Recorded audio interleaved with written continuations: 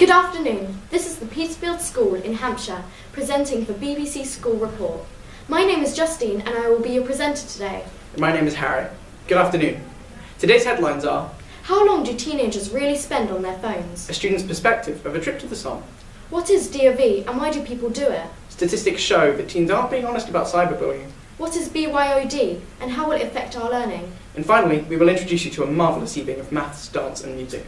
But now, Holly, Amy and Mercedes have been asking students here at the Petersfield School about how much time they really spend on their phones. Do you spend ages on your phone or tablet?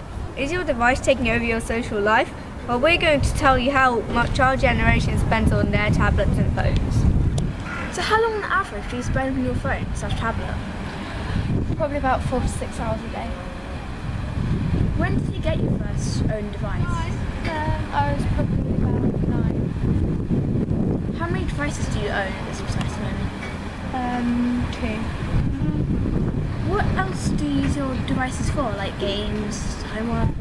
Homework, social media, talking to friends and games. Thank you for being here. So, how long on average do you spend on your phone or tablet? Probably about 10 minutes, half an hour a day, not that long. Okay, so when did you get your first device that you own? This Christmas. Okay, and how many devices do you own?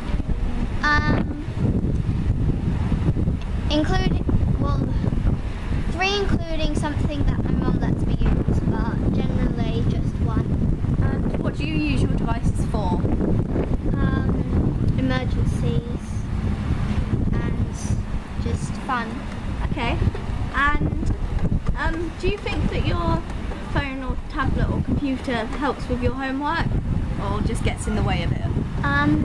I think it helps your homework because you get to do it online, and you can look up some answers so if you don't know an answer to questions. Okay, thank you very much. Okay. Did you experience cyberbullying as a teenager? And if so, did you speak up? For a study shows that teens are not being honest on this subject, as Alex explains. Thank you. First, let's have a look at some statistics. More than 1/3 of people have had cyber threats online, but only 1 in 10 of teens admit to being cyberbullied. 95% of teenagers admit to ignoring cyberbullying if they see it. Finally, more than 80% of teens use smartphones, which makes them more likely to be bullied. Now we are going to interview Mrs. Hepworth. What do you think of cyberbullying in general? I think it's wrong. There's a lot of it that goes on. Obviously, we pick up a little bit of it in school when it comes into school. Okay.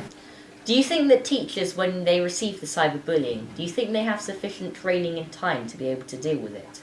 I imagine that a lot of teachers do, yes, because a lot of it's just common sense. But I think perhaps the pastoral team would be especially good at that sort of thing because of our background, because of our training, and also because we deal with it a lot more. How would you respond if someone you knew, say your children, were cyberbullied? And it depends what sort of cyberbullying you mean. Give me an example. Sort of like if they got like abusive text messages. I would tell them to delete those messages as soon as they came in. Same with any messages on most social media. Thank you for your time. As you can see, cyberbullying remains a growing issue in today's society. Please try to stay safe online. Thank you. And back to the studio. You may have heard of the Duke of Edinburgh Award, but why do people really take part? And what do you have to do? We have Sam reporting on this. What is DOV? DOV stands for Duke of Edinburgh, and it's an award for young people where they do a volunteering section, a skill and a physical activity for 3 or 6 months, and then a big expedition where they have to go on the camp for a night. What do you do at DOV? I am a DOV leader, which means I help train people, and I help on the expedition as well, making sure that they don't get lost, meeting them at certain points along the way and so on. Do you enjoy it, or does it just waste your time? I love it, it's brilliant. It's great seeing all the young people actually enjoying themselves and succeeding, and they get such a buzz from actually completing an expedition where they walk for 2 days in a row. It's just such good fun. Do you enjoy teaching and helping students with it? Yep, kind of the same thing. Yeah, I enjoy teaching them because teaching is what I do, so it's lovely to be able to teach something outside my subject area and see students to actually develop. Thank you. Enjoy DAV. Yes, I enjoy DAV because I get to learn new skills. Yeah, I really like it. I learn loads of new skills, but it does take up a lot of time. You enjoy teaching and helping students with it? I do. It's very enjoyable because as it's voluntary and everyone who's there is there because they've chosen to be there. So it'll be a lot more informal and it's a good way of kind of getting to know the real students and getting to know the real me. What do you want the students to gain from it? Well, the DAV is really all about getting a sense of accomplishment when you've gone ahead and done something that's time consuming and might be in some cases quite difficult, but you've gone ahead and done it because it's the right thing to do. And I think the students get a tremendous sense of satisfaction from that. What are you gaining from it? It's a big time commitment. It is a big time commitment. If I'm really honest, I think that many teachers, myself included, feel that when you're really sort of helping students to do something which they find satisfying and rewarding and useful, then that's very rewarding for yourself. So it's probably really just that. Thank you. And now we have a new and exciting way to enhance our learning here at the Petersfield School, which involves using the technology we teens have grown to love, as reported by Poppy and Eleanor. Next up we have Eleanor, who will be interviewing the teacher who came up with BYOD and some of the students. So, Mr. Timmins, what exactly is BYOD? BYOD is Bring Your Own Device. It basically gives students a chance to bring their own device into school, log on to our secure Wi-Fi network and learn in lesson, out of lesson, bring in what they do from home electronically and submit it to the teacher through TPS Smarts. How do you think this will affect the children's learning? Well, technology's changed so much, there's so much online now, that means that we want to be able to access the same sort of stuff that students are using in their own time to enhance their learning and make it relevant, and also really help them to think about the safety aspects of learning online and social networking, etc. But it's just got so much opportunity for us to enhance the way we teach in lesson as well. Do you think there are any negatives to BYOD? The thing with Bring Your Own Device is because there are lots of apps on the iPads. The students might get distracted from their work and instead go on the apps. Thank you, and back to the studio. Recently, students here went on an educational trip to the Somme, and we've been given access to a student's perspective on the trip, as Charlotte and Jasmine report. From World War I, the British Army suffered 420,000 casualties. The French lost 200,000 men and the Germans 500,000. 72,000 men were missing from the 1st of July to the 13th of November 1916. 60% of all officers on the first day of the Somme were killed. 1,700,000 shells were fired in 7 days. Each soldier carried 66 pounds of equipment. Harry here will be reporting on our evening of Marvellous Maths, putting maths to music. Thanks, Justine. Currently, I'm sat opposite Tom, a performer in the Marvellous Maths evening held last night. So, Tom, describe the performance to me. How was maths integrated into dance? The dance sort of integrated by the tutting, which you'd think is dance, and they're not a very likely pair, but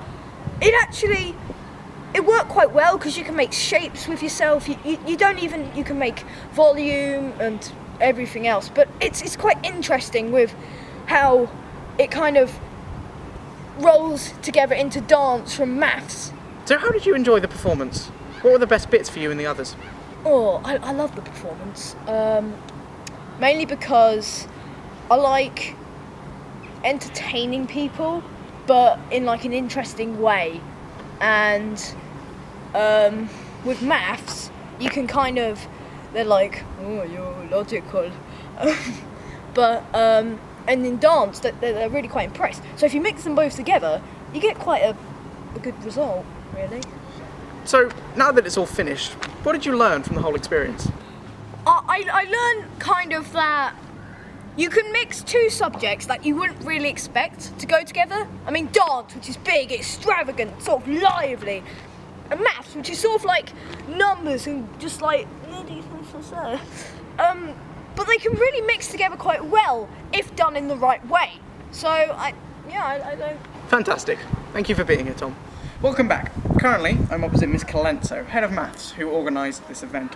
So, Miss, tell me more about the Marvellous Maths evening. Okay, Marvellous Maths is an event that's been going on at this school for 6 years. It started as a result of me talking to Miss Baker, the head of dance, and I realised there was lots and lots of maths in dance, but that we didn't talk about it. And it was an opportunity for us to show how maths was linked to our performing arts. It started like that, but we've extended it to including music and art, and it's an opportunity for everybody to see that maths is creative and it's also in other subjects. So, what did you think of the overall performance idea?